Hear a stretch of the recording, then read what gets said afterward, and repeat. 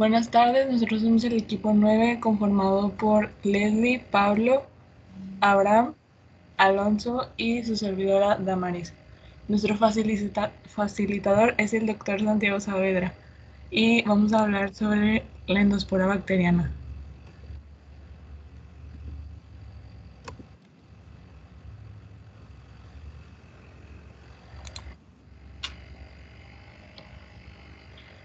Las endosporas son formas de reposo y no formas reproductivas que representan una etapa del ciclo de vida de ciertas bacterias y se caracterizan por una estructura peculiar diferenciada respecto a las células vegetativas por un estado metabólico prácticamente detenido y por una elevada resistencia a agentes agresivos ambientales, como lo son la temperatura, el calor, radiación y desinfectantes, así como son resistentes a la lisozima. Son una sustancia inactiva resistente y son producidas por una pequeña cantidad de bacterias de la familia Firmicutes. Las endosporas carecen de función reproductiva. Cada célula bacteriana produce solo una. Por el contrario, en otros organismos que pueden tener función reproductiva, se encuentran principalmente en algunos bacilos, cocos y gram positivos.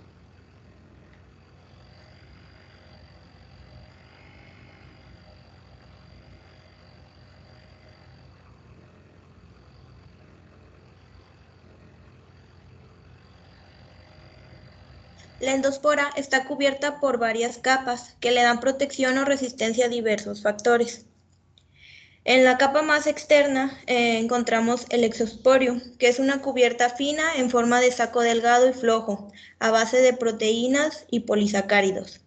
Después encontramos la capa proteica, que rodea la espora, proporcionando mucha de la resistencia química y enzimática, ya que puede contener enzimas implicadas en la germinación. La corteza es una capa muy gruesa de peptidiglicanos con uniones laxas. La formación apropiada de esta es necesaria para la deshidratación de la base, que ayuda con la resistencia a temperaturas altas. También tiene una rápida autólisis durante la germinación. La pared del celular de germen es una capa formada a partir de un peptidglicano que se ha convertida en la pared celular de la nueva célula vegetativa después de que la endospora germine. Esto le da resistencia osmótica, además se sintetiza a partir de la preespora. La membrana interna es una barrera importante ya que tiene permeabilidad contra varios productos químicos potencialmente perjudiciales. Está formada de una o más proteínas de tipo queratina. Son ricas en cisteína y aminoácidos hidrofóbicos. Por último encontramos al núcleo, el cual contiene pocos ribosomas, ARN de transferencia, ARN polimerasa, ácido dipicolineica y el citoplasma, el cual está deshidratado. Su forma de obtener energía es a través del 3-fosfoglicerato, ya que no puede producir ATP. Además, el núcleo carece de componentes como ARN mensajero, enzimas biosintéticas y cofactores reducidos, como la coenzima A y el NAT. El ácido dipicolínico se combina con iones de calcio formando complejos dipicolinato de calcio. Estos complejos ayudan a reducir la disponibilidad de agua dentro de la endospora, favoreciendo su deshidratación. La deshidratación incrementa la resistencia al calor de la endospora y al mismo tiempo le permite resistencia a algunas sustancias químicas como el peróxido de hidrógeno.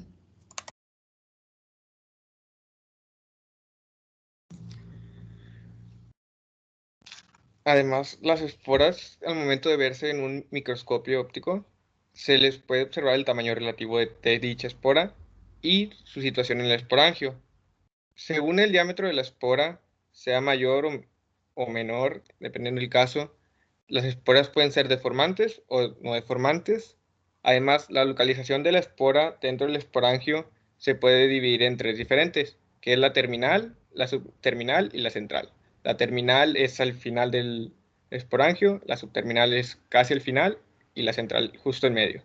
Y los esporangios deformantes son característicos del uso o en forma de cerilla, que serían los peletricidas.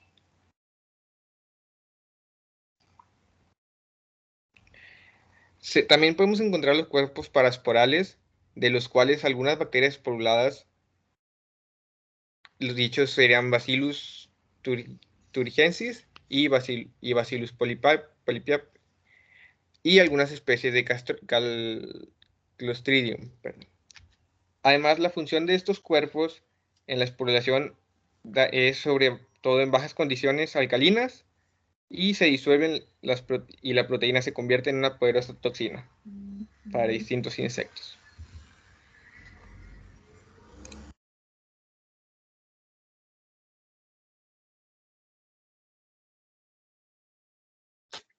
Proceso de esporulación. La esporulación bacteriana se lleva a cabo en bacterias gram positivo de los géneros Bacillus Bacillus y Clostridium y de los cocos del género Sprosarcina.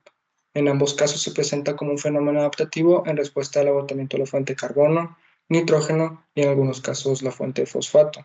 Pero pues, ¿cuándo ocurre esta esporulación? Ocurre ya cuando es el último proceso que se desencadena en situación de estrés de nutrientes, o sea, cuando la bacteria no puede competir o obtener pues más nutrientes. El organismo modelo usado para estudiar la formación de la endospora es el Bacillus subtilis, y el proceso de esporulación puede dividirse en varias fases. En el caso de Bacillus subtilis, todo el proceso dura 8 horas y comienza con la división asimétrica de la célula vegetativa. Las fases, que son 7, se nombran con un número romano y su duración en horas se expresa como su índice de T, como por ejemplo T1, T2, T3, T4.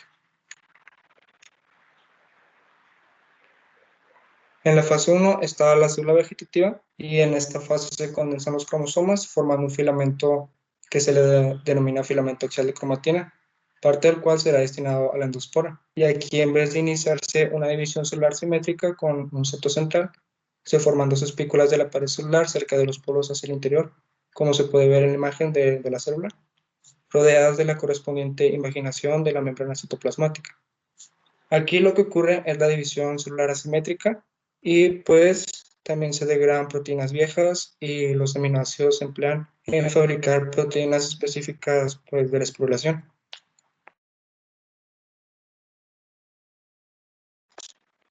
La invaginación se refiere cuando una membrana se pliega hacia el interior de un cuerpo hueco, como se pueden ver en estas imágenes, donde se invagina hasta que se independiza pues, de la célula madre. Este proceso lo veremos en la fase número 2. Y solo puse el proceso de endocitosis para que vieran a lo que se refiere invaginación. En la fase número 2 se termina el septo céntrico en uno de los polos, el otro pues no se completa, se que aborta, y ocurre la deposición de nuevo peptidolicano entre las dos membranas adyacentes, dando lugar a la creación de dos compartimentos, que el grande pues va a corresponder a la célula madre y el más pequeño a la prespora. Aquí lo que ocurre es que el septo se invagina y empieza la formación de la endospora. En la fase número 3 se independiza el protoplasto de la prespora respecto de la célula madre, como dije anteriormente, y para ello, pues, lo primero que ocurre es la degradación selectiva del peptidolicano del septo que se había depositado en la fase número 2. Aquí la membrana citoplasmática de la célula madre, pues, va avanzando hacia el polo, la va envolviendo a la prespora, dando como resultado, pues, dos membranas con polaridad opuesta.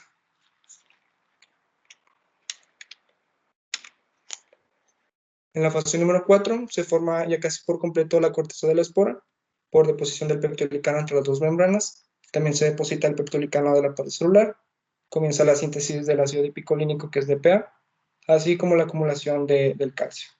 En las bacterias que lo poseen, en este caso de Bacillus subtilis sí lo posee, en esta fase comienza la síntesis del exosporio, que pues el exosporio es una fina cubierta que se dispone sobre la capa de la espora y actúa a modo de filtro, proporcionando resistencia frente a numerosas moléculas tóxicas. En la fase número 5, los materiales de las cubiertas comienzan a depositarse por fuera de la membrana esporal externa, y aquí ocurre también lo que es la maduración, que es el desarrollo de la resistencia del calor y agentes químicos. Continúa la acumulación de DPA, que se sigue secuestrando pues iones de calcio. También la formación del quelato de dipicolinato cálcico, que es DPC. Y se terminan las cubiertas de proteínas, la acumulación de ácido lipicolínico, la incorporación y movilización de calcio y la finalización de la síntesis de la corteza. En la fase número 6, la preespora madura hasta espora, madura la corteza, las cubiertas, el citoplasma de la espora se hace más homogéneo y más tenso a los electrones, se adquiere resistencia a las radiaciones ultravioletas, se adquiere resistencia a la lisocima, al calor y al cloroformo. Y aquí en la fase número 6 también ocurre lo que es la lisis de la célula y la liberación de la endospora, donde pues la lisis celular es el proceso de ruptura de la membrana celular y pues produciendo la salida del material pues celular.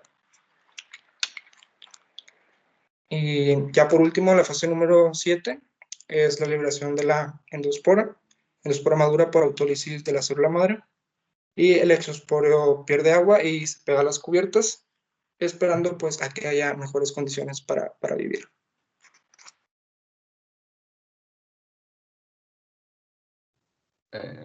En la germinación de la endospora, para hablar primero de esto, tenemos que saber qué es germinación. Que germinación es el proceso en el cual las esporas pasan a formar células vegetales. Esto ocurre cuando se encuentra en un medio adecuado y requiere de aminoácidos, glucosa y nucleósidos para que se pueda dar este evento. Es mucho más rápida que la esporulación. Dura 90 minutos en comparación de las 8 horas de la esporulación. En estas, a partir del modelo de Foster y Johnston, son 4 etapas, que a comparación de otras que solamente consideran 3, en esta se considera la preactivación.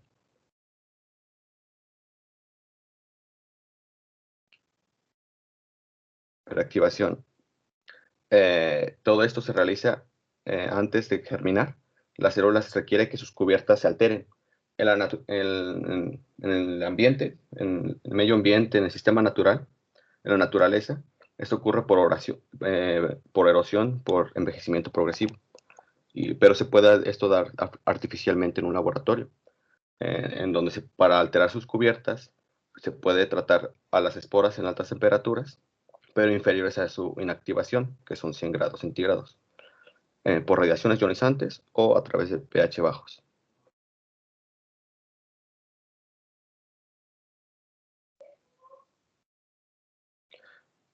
Después de la preactivación, ahora sí es la activación. La activación es una etapa aún reversible, que para que esto ocurra se necesita un agente químico externo, en este caso se llama germinante, que esté presente. El germinante varía, depende de la especie de la endospora. Por ejemplo, de germinantes pueden ser iones mecánicos, L-alanina, en el Bacillus subtilis, puede ser glucosa u otros azúcares, así como adenina o bases nitrogenadas. También involucra la desnaturalización reversible de algunas proteínas y durante esta etapa el metabolismo aún está latente.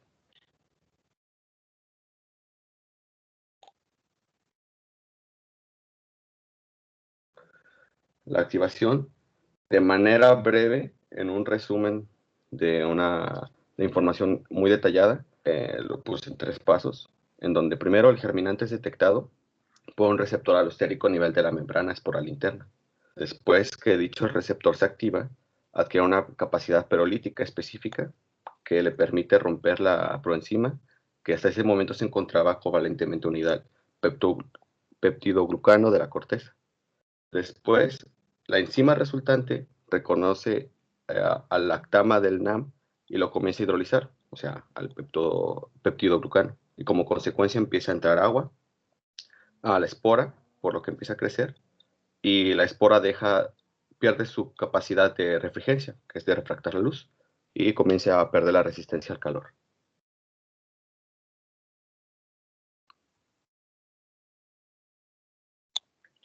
Iniciación, que es específicamente la germinación. En esta etapa ya es irreversible y es donde se rompe el estado de dormancia. Si bien el metabolismo es endógeno, o sea, que no depende de sustancias externas, y se pierden las características de la espora, como refractividad y resistencia a agentes físicos y químicos. Los principales agentes bioquímicos que ocurren dentro de la iniciación son que se pierde el DPA, lo que supone pérdida de iones de calcio. Estos pasan al córtex, donde se naturalizan las cargas negativas y se favorece la rehidratación del protoplasto y su hinchamiento, permitiendo la contracción del córtex, y así se continúa para completar rápidamente la hidrólisis del peje cortical.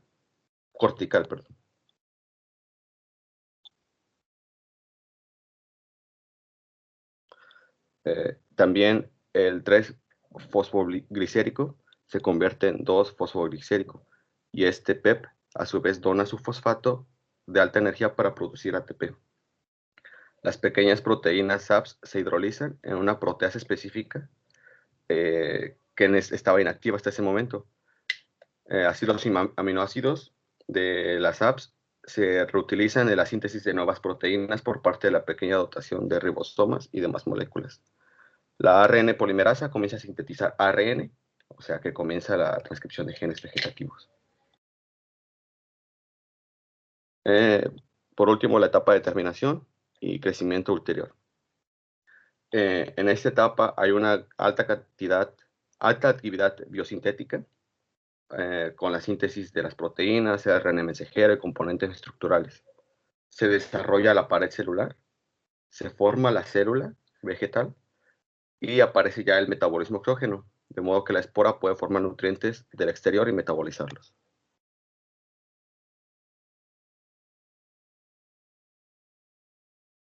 Los eventos bioquímicos que ocurren en esta etapa son sintetización del ADN, el protoplasto crece aún más, la pared de la espora sirve como germen para la producción de la pared de la célula vegetal, y la célula vegetal sale por la rotura de las cubiertas, que puede ser de tipo polar o ecuatorial. Es importante aclarar que al salir esta célula se tiñe como gram negativa y solo adquirirá su capacidad o su característica gram positiva después de la primera división celular.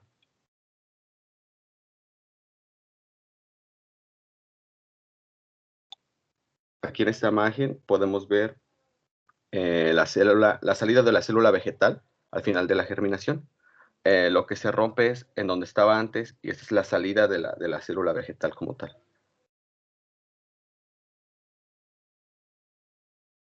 En resumen, la etapa de germinación, estos son los eventos más característicos o que más se destacan dentro de. Primero, la espora debe de hallarse en un medio rico para poder germinar, que en este caso es la preactivación. Después se inicia al ser activada por calor, parte de la activación. Se rompen las estructuras protectoras, parte de la activación. Absorción de agua, activación de enzimas, actividad respiratoria, parte de activación y de iniciación. La bacteria comienza su crecimiento y pierde completamente las estructuras de protección. Esto ya es la germinación como tal. Y la terminación es, una vez germinada la bacteria, se continúa con su desarrollo normal.